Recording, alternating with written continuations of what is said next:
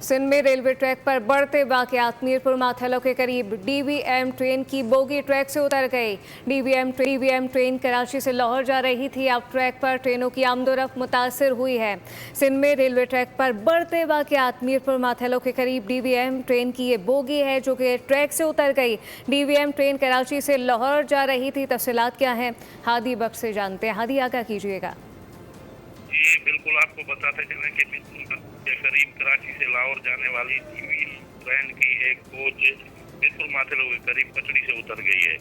Railway हुकाम के मुताबिक वाक़े के बाद अब ट्रैक पर ट्रेनों की आमदरफ्त जो है मुतासिर हो गई है। रेलवे के हुकाम के मुताबिक डीवीएम ट्रेन नाकारा बोगिया मरम्मत के लिए लाहौर लेकर जा रही थी। मीरपुर माथेलो के करीब उसकी एक कोच डीरेल हो गई। रेलवे हुकाम का कहना है कि ट्रैक की बहाली के लिए रोड़ी से रिलीफ ट्रेन तलब कर ली गई है।